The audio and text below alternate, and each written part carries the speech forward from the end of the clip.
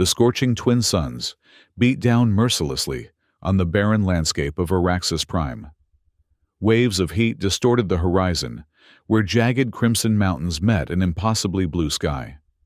Dust clouds billowed in the distance, marking the retreat of the human forces after 3 days of relentless combat against the indigenous Sylvari. Combat medic Jasper Hayes hadn't slept in 72 hours. His uniform was stiff with dried blood, some his most belonging to the dozens of soldiers he'd treated during their losing battle against the plant-like humanoids who called this desert planet home. He crouched behind a twisted metal barricade medical pack, clutched to his chest, waiting for the order to board the last evacuation transport. "Hayes, get your ass moving," Commander Trent's voice crackled through his comms. "The Condor drops in 5. Anyone not aboard is being left behind." Jasper adjusted his goggles against the stinging sand. "Copy that. Moving to extraction point." Around him, the remnants of the 87th Expeditionary Force gathered equipment and wounded their faces grim beneath protective gear.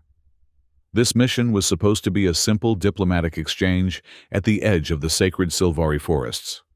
Instead, it had devolved into the bloodiest engagement of the 3-year conflict, when unknown forces opened fire on both delegations. Now they were in full retreat and the Sylvari were out for blood. Lieutenant Mercer stumbled beside him, clutching a bandaged arm. "Guess Princess Valixia wasn't in a negotiating mood after all." "Can you blame her?" Jasper muttered, helping steady his superior officer. "Half her royal guard was vaporized in that first attack." Mercer spat on the ground. "Those plant freaks think we did it. They've been gunning for any excuse to wipe us out since we established the mining colonies." Jasper had heard the rumors spreading through the ranks that Princess Valixia, daughter of the Sylvari High Council and heir to the forest throne, had taken a sacred vow before her people to eliminate every human from their world in retribution for the attack. The thought sent a chill down his spine despite the oppressive heat. "Move out!" barked Trent from the front of their ragged column. "Transport's landing 2 clicks northwest. Double time."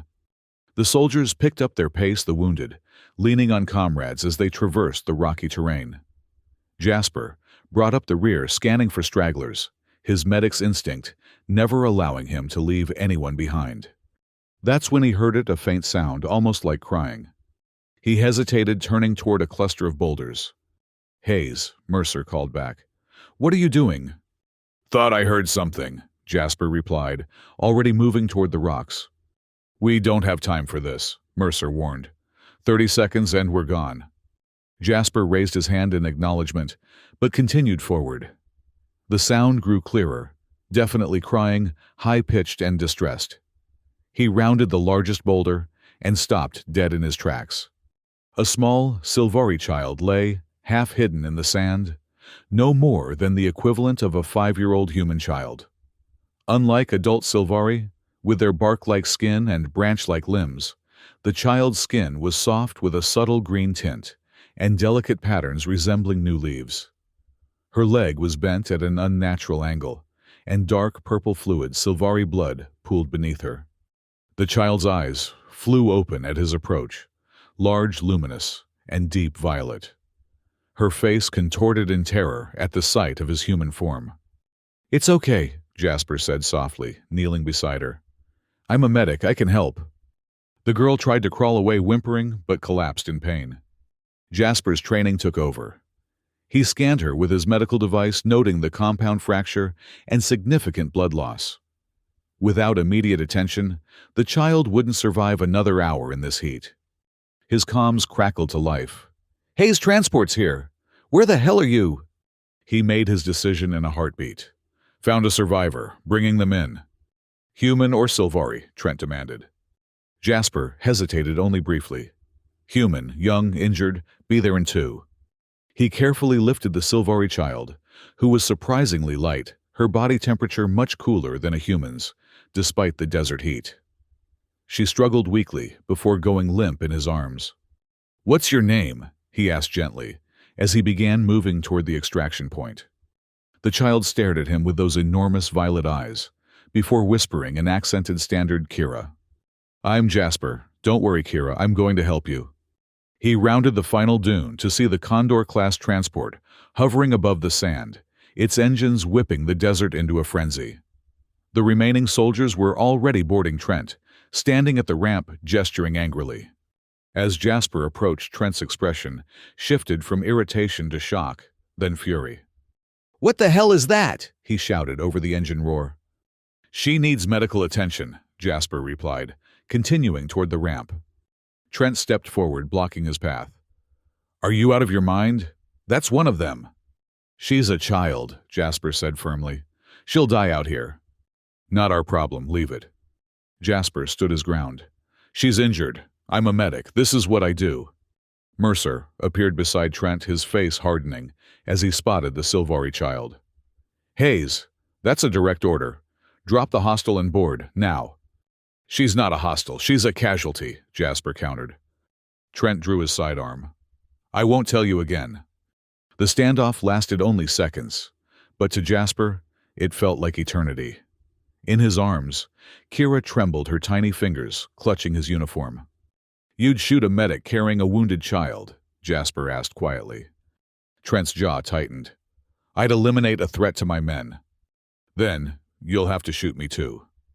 This came from behind Jasper. He turned to see Private Wilson, the youngest member of their unit, step forward.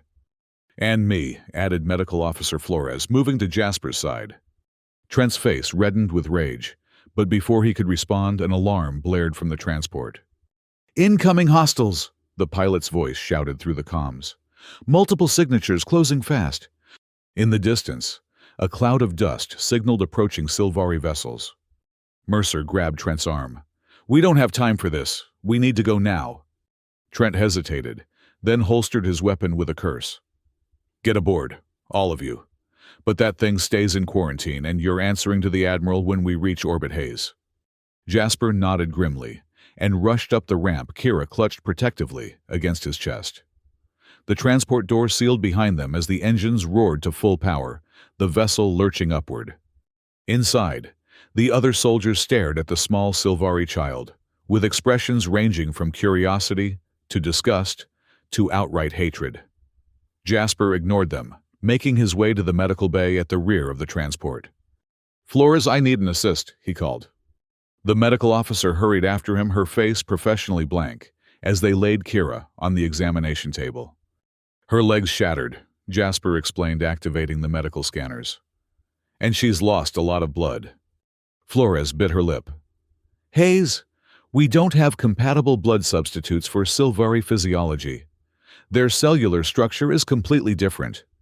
"Then we'll have to stabilize her with what we've got," Jasper said, already prepping a pain management system. "Their healing factor is stronger than ours if we can keep her alive long enough for it to kick in." As they worked, the transport shuddered violently. "We're taking fire," the pilot announced. "Brace for evasive maneuvers." The ship banked sharply, throwing both medics against the wall. Equipment clattered to the floor as alarms blared throughout the cabin. "Engine 2 hit, we're losing altitude." Jasper scrambled back to Kira, securing her to the table with medical restraints, just as another blast rocked the ship. The lights flickered, then went out, emergency illumination, casting everything in an eerie red glow. "Going down, brace for impact." Jasper barely had time to throw himself over Kira's small form before the world dissolved into chaos. Metal screamed against stone as the transport plowed into the desert surface, spinning and tumbling. Bodies and equipment flew through the cabin. Someone was screaming. Maybe everyone was screaming. Then darkness. When Jasper regained consciousness, silence was the first thing he noticed. No engines, no alarms, no voices. Just the soft hiss of sand against metal. Pain came next, a sharp, insistent agony in his left side. He looked down to see a metal shard protruding from just below his ribs, blood slowly seeping around it. "Don't remove it," he told himself, the medic in him taking control. "Not until you have supplies." He pushed himself to a sitting position, grimacing, and took stock of his surroundings. The transport lay on its side, sunlight streaming through gaping holes in the hull. Bodies were scattered throughout the cabin, some moving most still. Kira! He gasped, suddenly remembering the child. He staggered to his feet, ignoring the protest from his wounded side, and made his way back to the medical bay, or what remained of it. The examination table had torn free of its moorings, and now lay against what had been the wall. The restraints had held. Kira was still strapped to it, unconscious, but breathing. A quick check showed that her condition hadn't worsened significantly. The crash had actually driven the bone back into alignment, and her remarkable Sylvari biology was already working to repair the damage. Jasper fumbled for his medical pack, relieved to find it still strapped across his chest. He administered a mild stimulant to the child, watching as her eyelids fluttered open. Those violet eyes focused on him, confusion giving way to recognition, then fear. "It's okay," he soothed. "We crashed, but you're safe. I'm still going to help you." He looked around the wreckage, assessing their situation. "But we need to move. It's not safe here." As if to punctuate his words, a groan came from nearby. Mercer was pinned beneath a fallen storage unit, blood trickling from a gash on his forehead. "Hayes," he croaked, "get this thing off me." Jasper hesitated, looking from Mercer to Kira and back. "I need to check the others first." "To hell with the others," Mercer spat. "And to hell with that plant. Get me out." A quick survey of the cabin revealed what Jasper had already suspected: they were the only 3 survivors. The impact had been catastrophic for everyone else. "I'll come back for you," Jasper told Mercer, making his decision. "I need to get the child to safety first."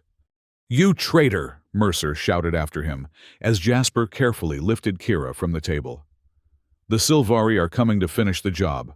They'll kill us all because of you." Jasper paused at what had been the cockpit door. "I'll send help when I can." Outside, the desert stretched endlessly in all directions, the twin suns now high in the sky.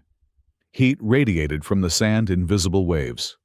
In the distance, several columns of black smoke rose, where other transports had met a similar fate. And on the horizon, dust clouds marked the approach of Sylvari forces.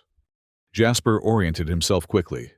To the northwest lay human territory, too far to reach on foot, especially wounded and carrying a child. To the east were the Sylvari's sacred forests, equally distant and even more dangerous for a human. But directly south, perhaps 20 kilometers away, lay the oasis of Artemis, a neutral scientific outpost where researchers from both species had once worked together, studying the planet's unique flora. Before the war, it was their best chance. "We're going to walk a little while," he told Kira, fashioning a sling from a piece of his uniform to carry her more comfortably. "There's a place where we can find help." Kira regarded him solemnly. "Why are you helping me?" The question, so direct from one so young, caught him off guard. "Because you need help," he answered simply. "And that's what I do." "But you're human," she said, as if that explained everything. Jasper adjusted the sling, settling her against his less injured side. "And you're Sylvari.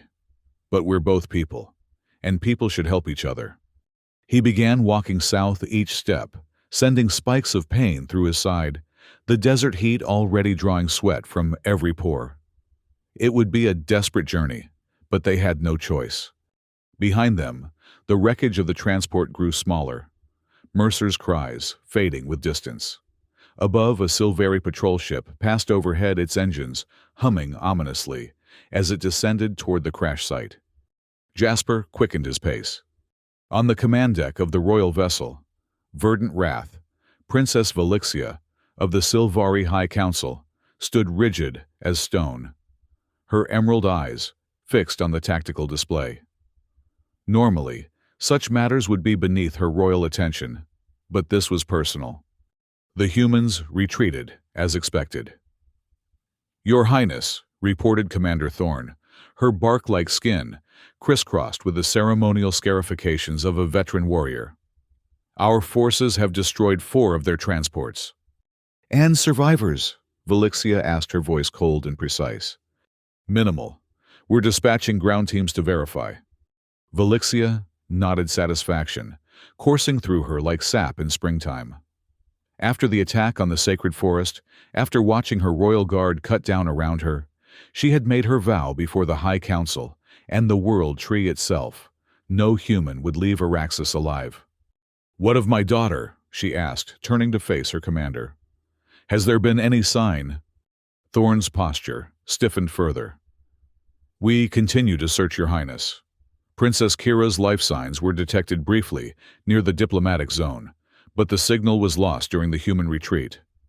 Valixia's fingers curled into fists, her nails hard, as wooden talons digging into her palms. When the attack came at the diplomatic meeting, chaos had erupted. In the confusion, Kira had become separated from her royal guardians. Valixia had ordered the entire area searched, then expanded the hunt when no trace was found. Her daughter was the last link to her royal consort, lost 2 cycles ago to human mining explosives. If Kira was gone too. "Your Highness," called a communications officer. "We're receiving a signal from Ground Team Helix. They've found a crashed human transport with a survivor."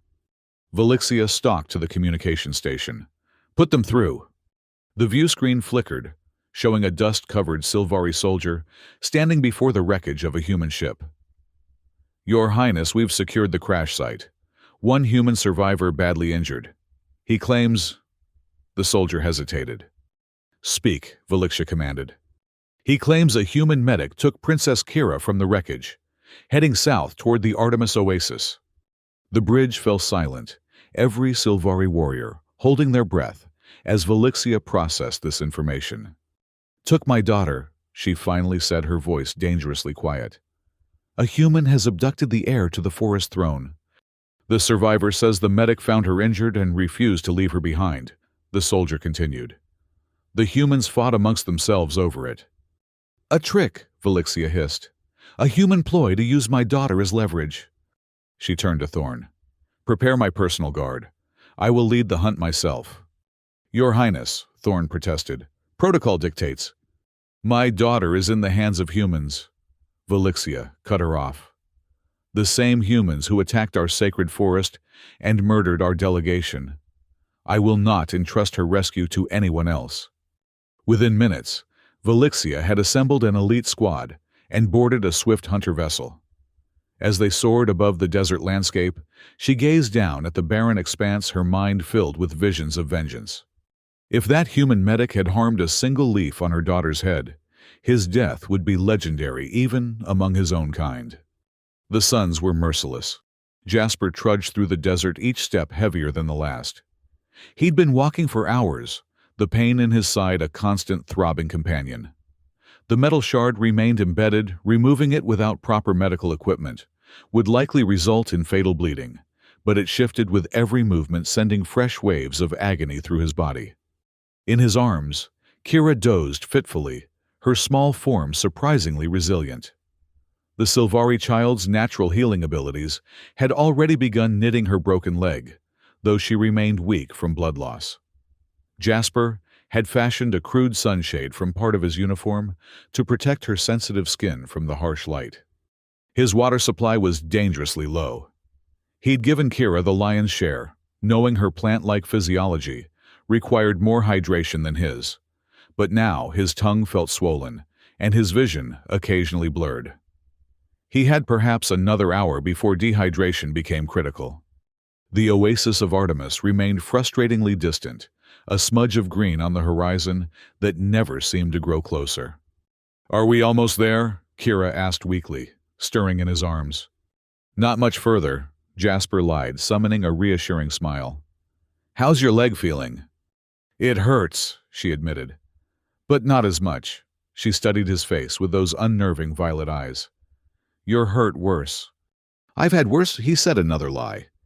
Kira's small hand reached up to touch his face, a gesture so unexpected it nearly made him stumble.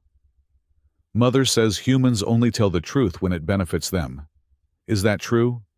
Jasper coughed a laugh despite himself. "Sometimes. Some humans." He adjusted her weight, wincing. "Just like some Sylvari, I imagine." She considered this. "Mother always tells the truth. She's a princess." That stopped him short. "Your mother is a princess." Kira nodded, a movement reminiscent of leaves rustling. Princess Velixia of the High Council. I'm Princess Kira. A cold that had nothing to do with dehydration spread through Jasper's veins. Princess Velixia, the same Sylvari royal, who had reportedly sworn to exterminate all humans from Araxis. And he was carrying her daughter through the desert. That's quite impressive, he managed. Kira touched the pendant, hanging around her neck, a delicate construct of living wood and luminescent crystal that Jasper had assumed was merely decorative. Now, he recognized the royal insignia at its center. "Mother will be looking for me," Kira said, confidence in her small voice. "I'm sure she is." Jasper agreed, forcing himself to keep walking, despite the new fear coursing through him. If Velixia found them, she would assume the worst, that he had kidnapped her daughter. No explanation would satisfy a mother's rage, especially one backed by royal authority and a blood oath. Their death sentence had just been upgraded from probable to certain. But he couldn't abandon Kira now. The child would die alone in the desert, and regardless of who her mother was, she deserved better. His foot caught on a hidden rock, sending him sprawling. He twisted at the last moment to avoid crushing Kira beneath him, landing hard on his injured side. Fresh blood bloomed around the metal shard, and for a moment the world went white with pain. When his vision cleared, Kira was kneeling beside him, her small face pinched with worry. "Jasper, are you dying?" He tried to smile. "Not if I can help it." With tremendous effort, he pushed himself back to his feet, swaying dangerously before regaining his balance. The oasis still seemed no closer. "You should leave me," Kira said suddenly. "I can wait here. My leg is better." "Not a chance, Your Highness," Jasper replied, the honorific slipping out unconsciously. He scooped her back into his arms, ignoring the screaming protest from his side.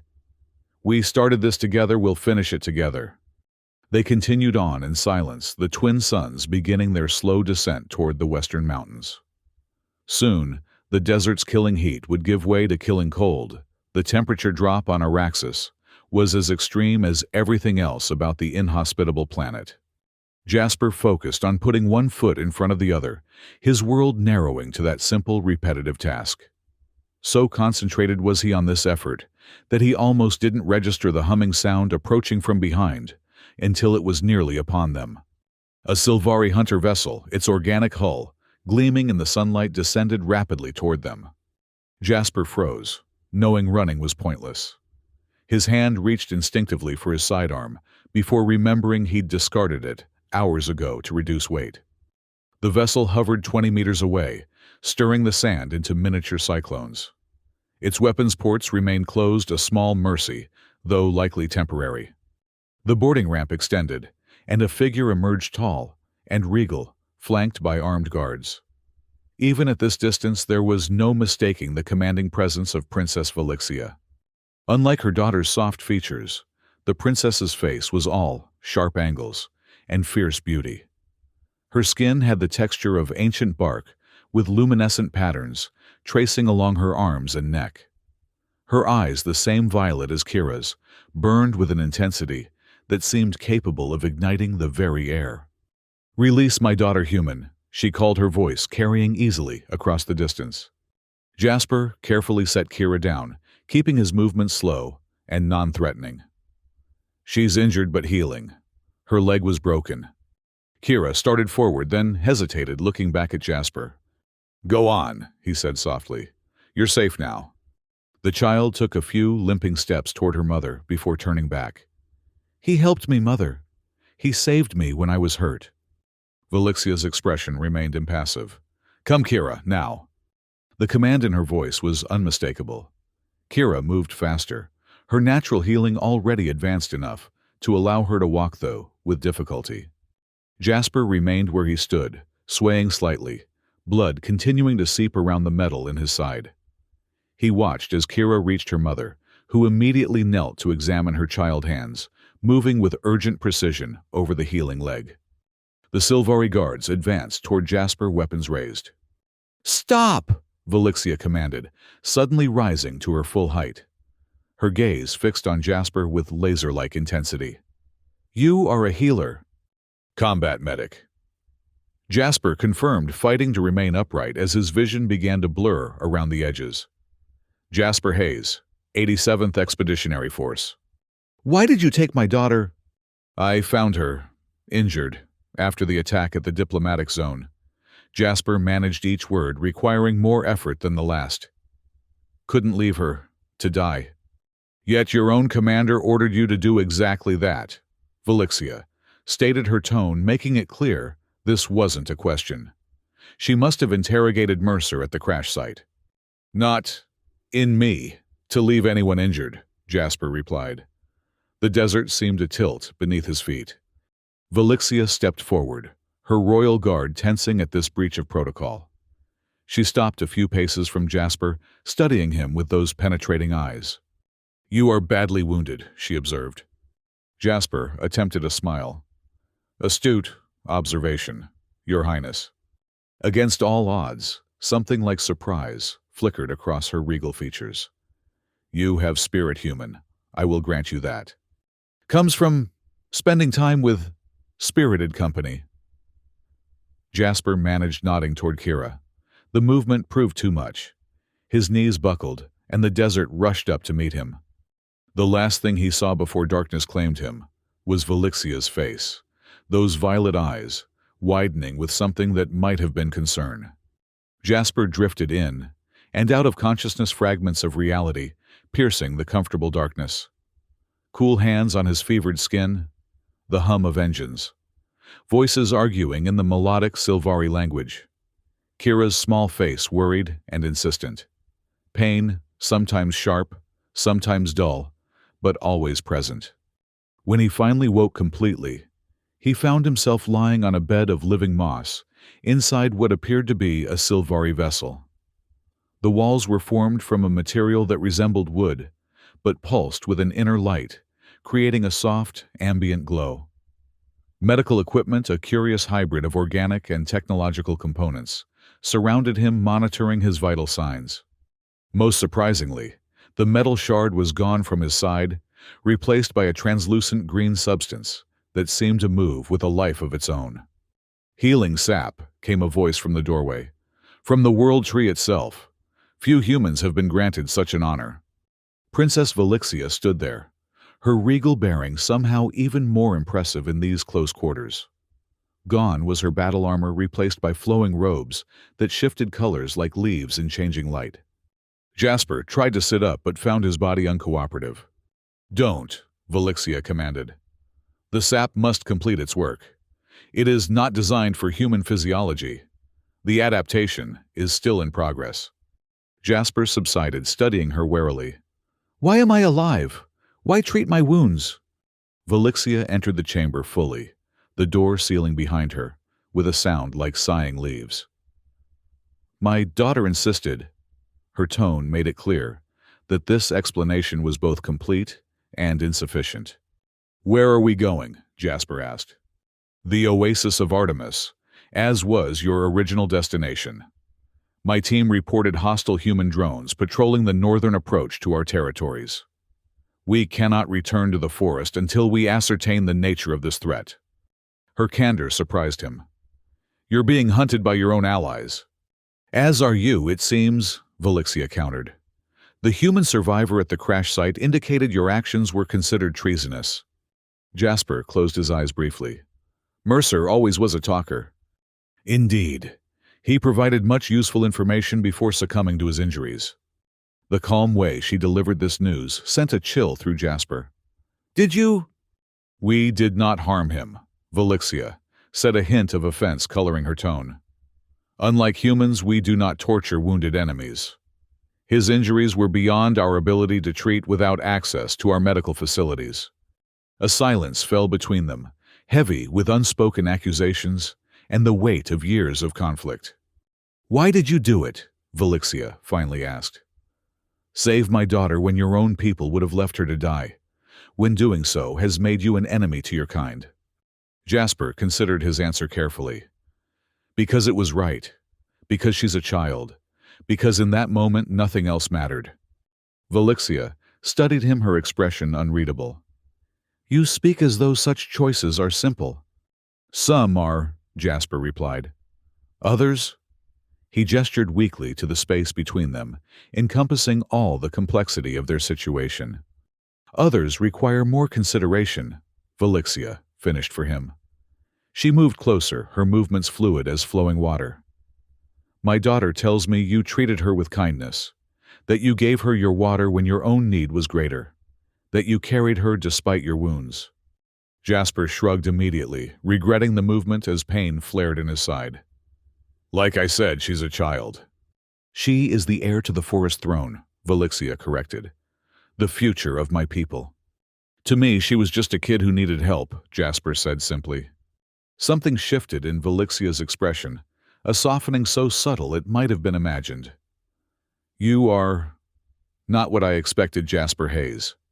The use of his name, spoken in her melodic accent, caught him off guard. Before he could respond, the door opened, and Kira bounded in, moving with the easy grace of the fully healed. You're awake, she exclaimed, rushing to his bedside. Mother used the sacred sap on you. She never lets humans have it. Kira, Velixia admonished, decorum befitting your station, please. The child straightened, adopting a more formal posture that looked comically out of place on her small frame. I am pleased to see your recovery progressing, Medic Hayes. Jasper couldn't help but smile. Likewise, Princess Kira. Your leg seems much better. All healed, she declared proudly, then glanced at her mother before adding more sedately, Thank you for your assistance in my time of need. Velixia made a sound that in a human might have been a suppressed sigh. Commander Thorne reports we are approaching the oasis. I must return to the bridge. She paused at the door, looking back at Jasper. My daughter may visit with you until we land. Perhaps you might educate her on why some humans choose compassion when their culture so often rewards cruelty. With that enigmatic statement, she departed, leaving Jasper wondering if he'd just been complimented or condemned. Kira immediately dropped the formal act and climbed onto the edge of his bed. Mother was very worried about you. She watched the healer work for hours. Jasper doubted that, but didn't contradict the child. The oasis it's still a scientific outpost. Kira shook her head. Mother says it was abandoned when the fighting started. But there are special plants there that we need. Healing plants. So there won't be anyone there who can help us figure out who attacked the diplomatic mission, Jasper mused. Kira tilted her head, leaves rustling. Mother says it was humans. And our side thinks it was Sylvari, Jasper countered gently. But what if it was neither? The child's eyes widened. Who else could it be? Someone who benefits from us fighting each other, Jasper suggested. There are always people who profit from war. Weapons manufacturers, private military corporations. Like Blackwood Industries, Kira asked innocently. Jasper stared at her. What do you know about Blackwood? They make the big ships that bring humans to our world, Kira replied. And the robots that dig in the sacred places. Mother says they're worse than the human government because they only care about money, not even about their own kind. Jasper's mind raced. Blackwood Industries was the largest human defense contractor in the sector, with exclusive mining rights on Araxis. The continuation of the conflict ensured their stranglehold on the planet's rare minerals. If peace ever broke out. We arrived, Kira said suddenly, feeling the subtle shift in the vessel's movement. Are you strong enough to walk? Mother said I could show you the oasis if the healer approves. Jasper tested his limbs.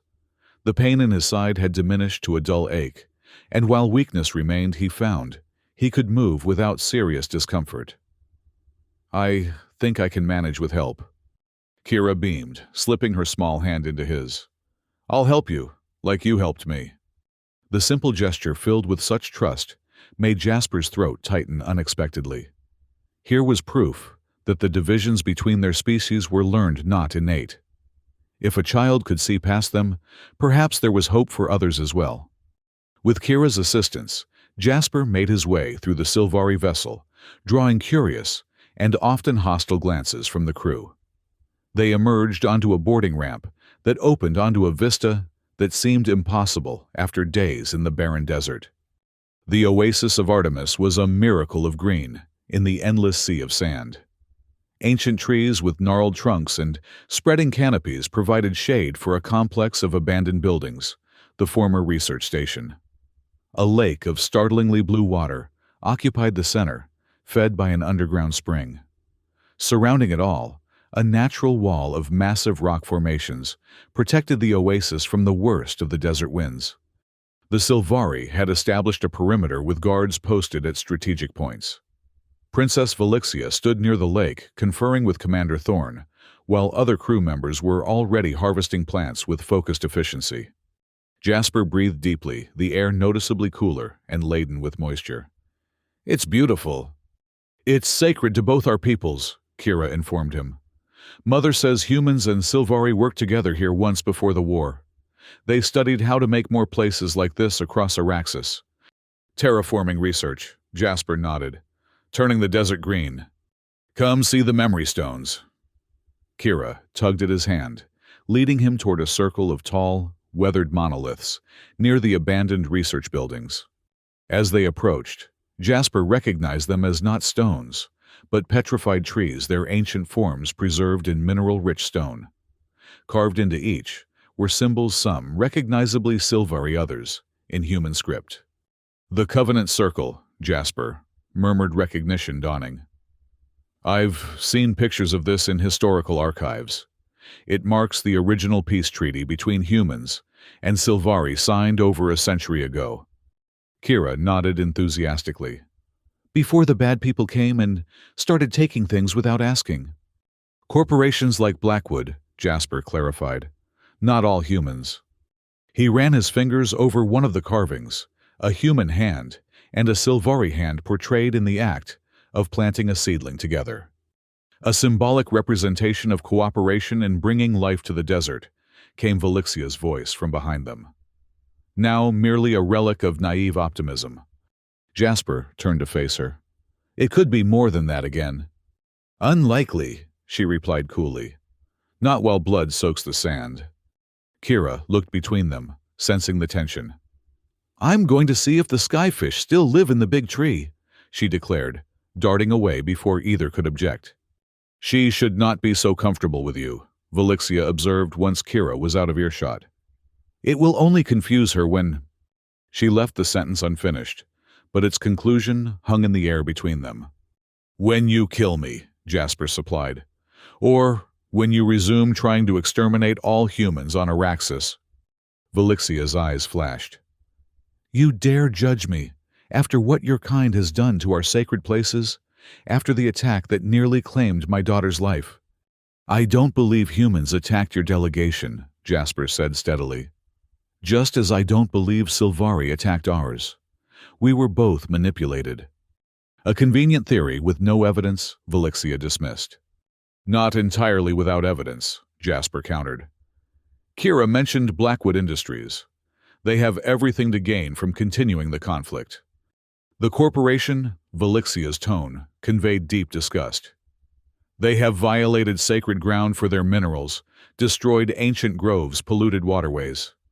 But to suggest they would attack their own kind—" "For enough profit, absolutely," Jasper confirmed. "It wouldn't be the first time a corporation started a war to drive up demand for their products." Velixia studied him, with those penetrating violet eyes, skepticism warring with consideration. "The research station might have surveillance records," Jasper suggested. "The attack happened close enough that their systems might have captured something useful." "The station has been abandoned for 3 cycles," Velixia pointed out. "Any systems would be non-functional." "Maybe not," Jasper said, an idea forming.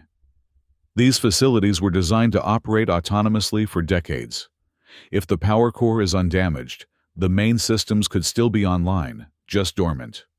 Velixia hesitated, then made a decision. "Show me." Together, they approached the main research building, its once sleek lines, now partially reclaimed by desert vegetation. The entrance remained sealed, a good sign that the internal environmental systems might still be operational. Velixia pressed her hand to a secondary access panel, designed specifically for Sylvari. To Jasper's surprise, it illuminated weakly, responding to her unique biosignature. "I was part of the joint delegation that established this outpost," she explained, at his questioning look. "Before I ascended to the council." The door slid open with a protesting groan, revealing a dim interior.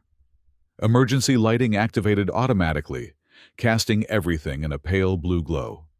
"Power core functioning at minimum capacity," Jasper observed. "That's promising." They made their way through dust-covered corridors to the central operations room.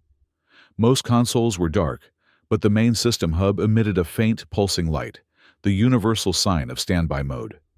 Jasper moved to the primary terminal. "May I?" After a moment's consideration, Felixia nodded. His fingers flew over the interface, navigating through security protocols. With the access codes, all medical personnel were required to memorize a fail-safe for emergency situations. The system responded sluggishly, but functioned. "I'm accessing the security network," he explained. "If the orbital satellites are still in position, they would have recorded everything in a 100-kilometer radius of this location." Including the diplomatic zone, Felixia realized. Exactly. Minutes ticked by as Jasper worked, coaxing the ancient system to cooperate. Finally, the main screen flickered to life, displaying a bird's-eye view of the diplomatic meeting site, as it had been 3 days earlier. Both of them leaned forward, watching intently as the recorded events unfolded. The human and Sylvari delegations approached from opposite directions, each with their security detachments, maintaining a respectful distance. Formal greetings were exchanged. Documents were presented. Then, from the ridge overlooking the meeting, a flash of movement caught Jasper's eye. "There," he pointed. "Can you enhance that sector?" Velixia's fingers joined his on the console, her innate connection to the Sylvari technology, providing access to functions he couldn't activate. The image zoomed in, revealing a group of figures in unmarked combat gear, setting up what appeared to be mobile artillery. "Those aren't standard military uniforms," Jasper noted. "Not human or Sylvari." The recording continued, showing the artillery units firing simultaneously at both delegations. Chaos erupted below as the diplomats and their guards scattered each side, immediately assuming they'd been betrayed by the other. "There," Felixia said suddenly, her voice tight. "The insignia on that transport." Jasper squinted at the barely visible marking on the vehicle, retrieving the attackers as they withdrew a stylized black tree on a gray background. "Blackwood Industries," he confirmed grimly. "Their Black Ops division. I've seen their handiwork before, though they usually maintain better deniability." Velixia's face had gone rigid with fury. "They attacked both our peoples. Deliberately started a war that has cost thousands of lives." Her hands curled into fists. "They will pay for this betrayal." "We need to get this evidence to both governments," Jasper said urgently. "Stop the fighting before it escalates further." "And how do you propose we do that?" Felixia demanded. "I am considered a traitor for even speaking with you, and you are hunted by your own military for aiding my daughter." Jasper considered the problem. "The orbital communication relay. If we can access it from here, we could broadcast this footage simultaneously to all channels, human and Sylvari." "Blackwood controls the communication grid," Felixia pointed out. "Not all of it," Jasper countered. "There's an independent news consortium that maintains its own satellite network. If we can reach their frequency."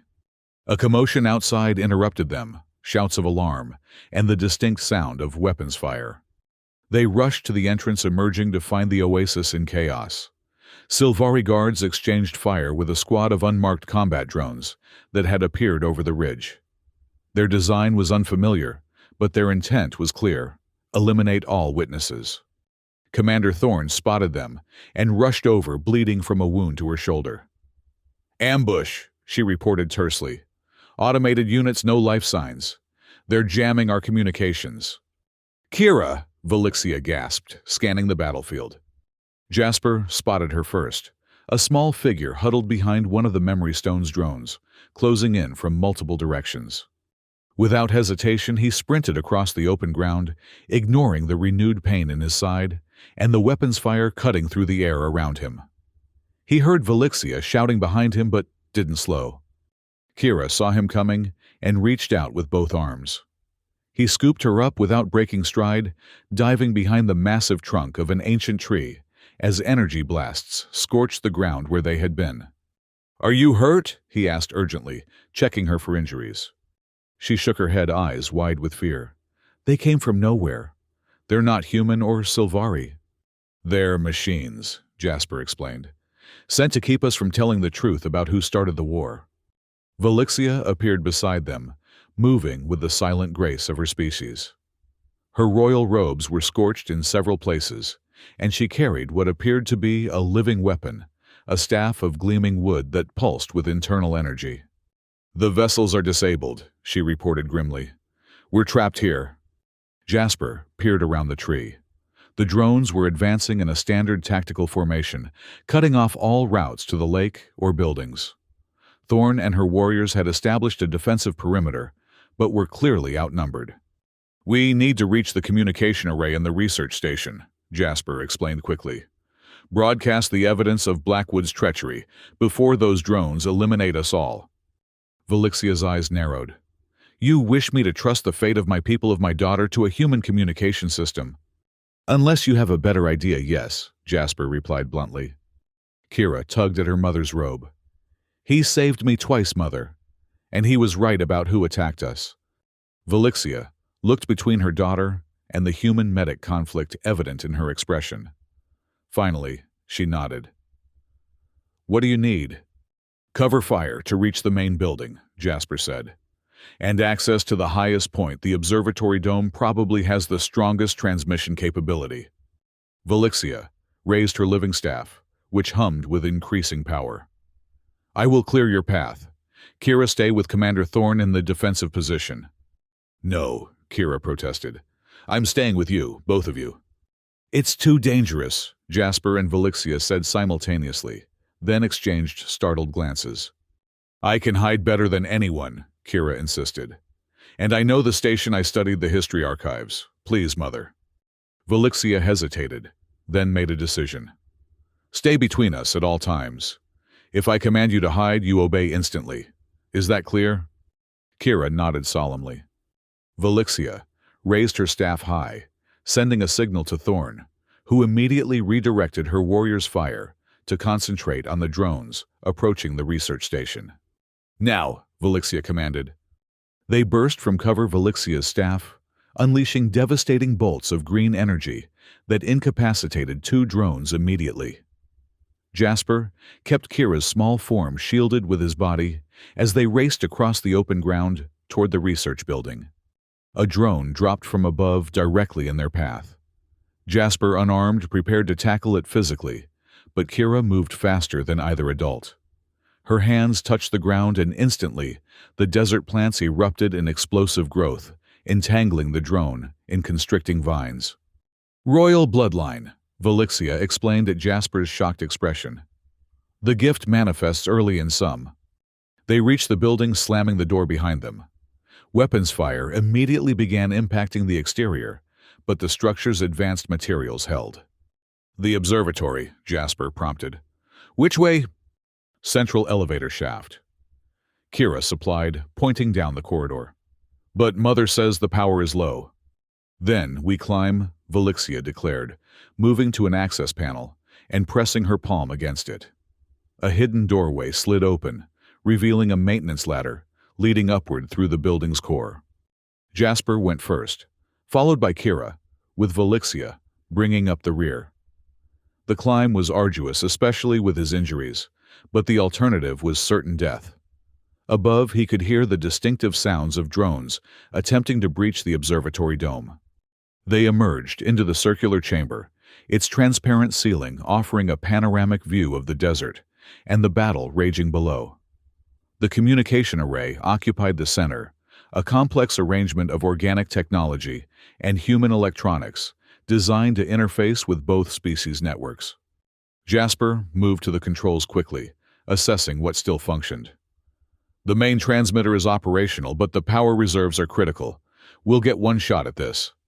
What do you need? Velixia asked, taking up a defensive position at the access hatch.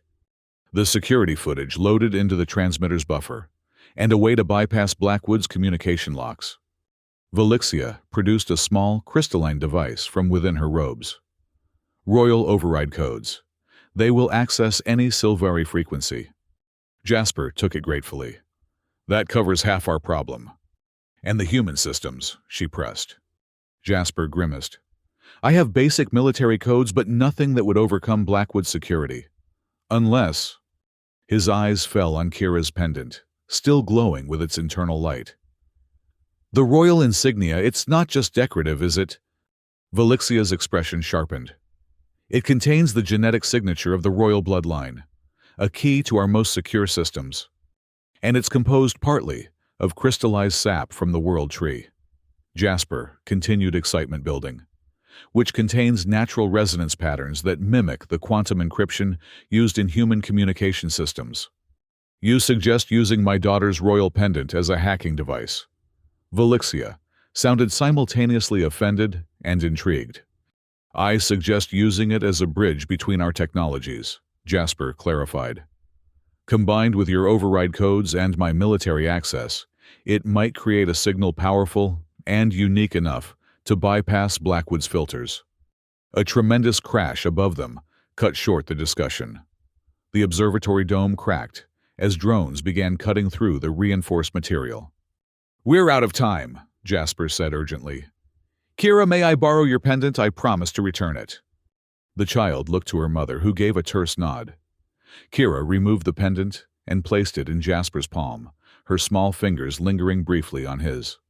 Save both our peoples, she whispered. Jasper worked quickly, interfacing Velixia's crystal with the communication array, then carefully integrating Kira's pendant into the system. The pendant pulsed brighter in response, seeming to recognize its purpose. I'm loading the security footage now, he announced, fingers flying over the controls. Adding my authentication codes. Setting to broadcast on all frequencies. The dome above them gave way with a sound like shattering glass. Combat drones poured through the opening weapons primed. Go! Velixia shouted her living staff, unleashing a barrage of energy that temporarily drove back the mechanical intruders. I will hold them.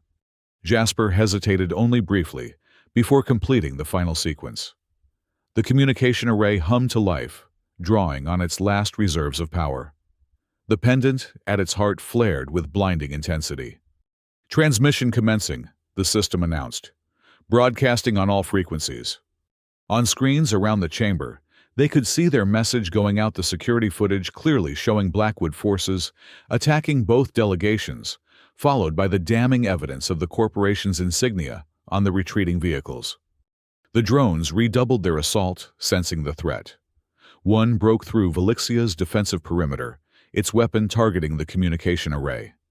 Jasper threw himself in front of the console, taking the full force of the energy blast against his already injured side. Pain exploded through his body, sending him crashing to the floor. Jasper, Kira cried, rushing to his side. Through rapidly dimming vision, he saw Velixia destroy the drone with a ferocious attack, then turn toward him, genuine concern breaking through her regal mask. Did it work? He managed to ask as darkness began closing in. The last thing he heard before consciousness fled was the system's final announcement. Transmission complete. Message received by all stations. When Jasper opened his eyes, he was certain he had died. The pain was gone, replaced by a floating sensation. Above him, a canopy of luminescent leaves formed patterns, too beautiful to be natural. The air carried scents he couldn't identify, sweet and earthy and alive. He's awake! Kira's voice came from somewhere nearby, followed by the sound of running feet. Jasper turned his head to see the Sylvari child rushing toward him, followed more sedately by Princess Velixia. Only something had changed. Velixia's regal robes had been replaced by more practical attire, and a new warmth animated her features when she looked at him. Welcome back to the living medic haze, she said, inclining her head in a gesture of respect. "Where am I?" he asked, his voice rough from disuse. "The healing chambers of the settlement," Valixia replied. "A place where both our peoples have lived in secret harmony for generations." Jasper struggled to sit up, surprised to find his body responding normally.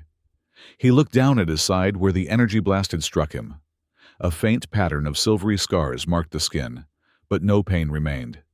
"How long was I unconscious?" 17 days, Valixia answered. "Your injuries were extensive. Without the combined knowledge of human and Sylvari healers here, you would not have survived."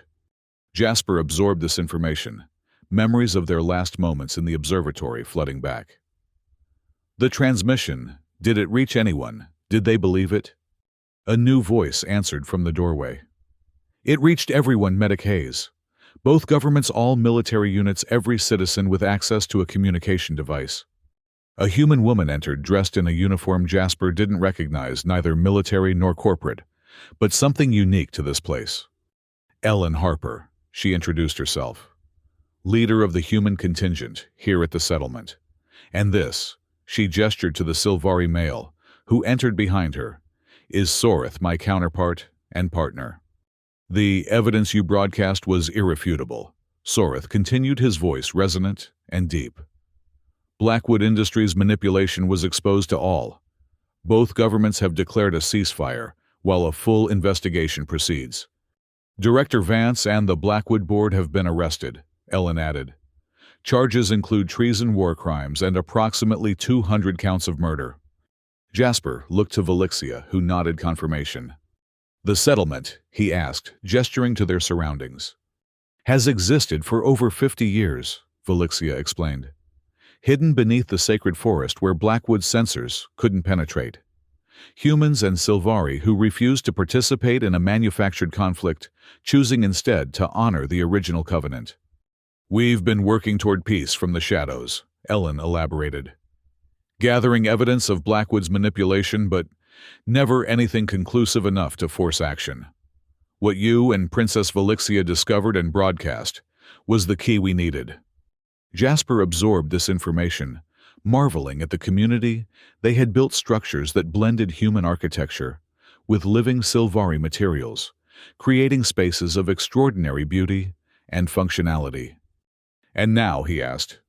"Now," Valixia said, a hint of a smile touching her lips, "we rebuild. The High Council has requested my return to lead diplomatic efforts with the human government. They feel my unique perspective may prove valuable." "Your perspective on humans has certainly evolved," Jasper observed wryly. "As has your understanding of Sylvari," she countered. "We both learned to see beyond prejudice to truth." Kira, who had been uncharacteristically quiet, suddenly burst out. "Mother says you're coming with us to be an ambassador too." Jasper looked to Valixia in surprise. "If you wish it," she said, her voice carefully neutral, though her eyes conveyed more complex emotions. "Your medical knowledge and your moral courage would be assets to the peace process. And you wouldn't be executed for treason," Ellen added helpfully. "Always a plus." Jasper laughed despite himself. "When you put it like that, how can I refuse?" In the days that followed, Jasper's strength returned fully. He spent hours exploring the settlement, marveling at the harmony its inhabitants had achieved. Humans and Sylvari worked side by side in gardens that produced hybrid crops, suited to Araxis's harsh climate. Children of both species played together without a hint of the prejudice that had divided their peoples. Kira appointed herself his personal guide, proudly showing off her settlement with the enthusiasm only a child could muster. Through her, he learned more about Sylvari culture than any human diplomat had documented their reverence for growing things, their complex family structures, their profound connection to the world tree. And through her, he began to see a different side of Valixia as well. He found the princess, though Queen Regent, was now her proper title following the High Council's reorganization in the Memorial Garden one evening, standing before a newly planted seedling. "For those lost in the conflict," she explained without turning, somehow sensing his presence. "Both human and Sylvari." "A fitting tribute," Jasper said, moving to stand beside her. It was Kira's idea, Velixia admitted. She suggested we plant it together as in the ancient carving at the oasis. The silence that fell between them was comfortable now. The hostility of their first encounters replaced by something more complex, respect certainly, and perhaps something more. You took a killing blast meant for the transmitter, Velixia said finally. Why? Same reason I carried Kira through the desert, Jasper replied. Some choices are simple. Velixia turned to face him fully. Few would consider self-sacrifice simple. Jasper shrugged. Maybe that's the problem with both our worlds. Perhaps, she acknowledged. Or perhaps such individuals are rare treasures to be valued accordingly. Her hand moved toward his, hesitated, then completed the journey. Her touch was cool and smooth against his skin, like polished wood warmed by sunlight. The diplomatic mission departs tomorrow, she said. The human government has formally requested your presence as part of our delegation. Requested, not demanded my return to face court-martial. A smile touched Velixia's lips. It seems saving the heir to the silvery throne and exposing a treasonous corporation earns one certain considerations. And what about your vow, Jasper? Asked the question that had lingered between them, finally spoken. To eliminate every human from Araxis. Velixia's expression grew solemn. Vows, made in ignorance and hatred, must yield to truths, learned through experience and connection. Her fingers tightened briefly around his. Some battles are not meant to be won but transcended. The next morning they departed the settlement aboard Velixia's royal vessel, now repurposed as a diplomatic transport. Kira insisted on sitting with Jasper in the observation lounge, peppering him with questions about Earth and human customs. Will I be able to visit your world someday? She asked, eyes wide with excitement. I hope so, Jasper replied, though I think humans have more to learn from visiting yours. Like what? Like how to value life over profit, he said. How to see beyond differences to what connects us. Is that what you and Mother are doing? Kira asked innocently. Connecting? Jasper nearly choked, saved from responding by Velixia's timely entrance. Kira, allow Medic Hayes some peace, she admonished gently. The diplomatic preparations require his attention. The child sighed dramatically, but obeyed, skipping off to explore another part of the vessel. She's quite perceptive, Jasper noted, once Kira was out of earshot. Uncomfortably so at times, Velixia agreed, taking the seat her daughter had vacated. She has developed quite an attachment to you. The feeling is mutual, Jasper admitted. She's remarkable. She is, Velixia agreed, maternal pride evident in her voice. And she deserves to grow up in a world where her hybrid friendship with a human is unremarkable rather than revolutionary. Is that what we're building? Jasper asked. A world where differences don't divide us. Velixia's violet eyes met his, holding his gaze with the intensity that had first captivated him, even when she had been his enemy. We are building something, Jasper Hayes. Its exact nature remains to be seen. The vessel emerged from the forest canopy, rising above Araxis, to reveal the vast desert stretching toward the horizon. But now, rather than a barrier, Jasper saw it as a canvas waiting for the combined wisdom of two peoples to transform it into something new and beautiful. Below, at the edge of the forest where the diplomatic incident had occurred, a new structure was taking shape, neither wholly human, nor entirely Silvari, but a harmonious blend of both traditions. The first official joint settlement built in the open, rather than hiding in the shadows. Look, Kira exclaimed, returning to point at the construction site. Mother says I can plant the first garden there when it's finished. A garden at the site of the attack that nearly triggered genocide, Jasper observed. There's poetry in that. Life emerging from destruction is not poetry, Velixia corrected him. It is the fundamental nature of the universe. We simply chose to align ourselves with that nature rather than against it. As their vessel continued its journey toward the human capital, Jasper watched Kira racing around the observation lounge, her excitement infectious. The child who had brought two enemies together, whose inherited royal blood had helped broadcast truth to two worlds. Velixia moved to stand beside him, her regal bearing unchanged, yet somehow softened. Together, they watched her daughter the future of both their peoples, though neither had realized it when they began this journey. "She will never know war as we have known it," Velixia said softly. "That is my new vow." "One I can fully support," Jasper replied. Beyond the viewport, the twin sons of Araxes began their descent toward the horizon, casting long shadows across the landscape. But unlike before, these shadows didn't herald deadly cold and danger.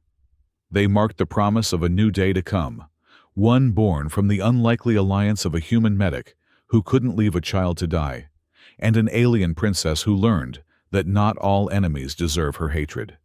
And in the space between them, something new continued to grow, as natural and inevitable as the seedling in the memorial garden, a bridge between worlds that no corporation's greed or politician's fear could ever tear down again.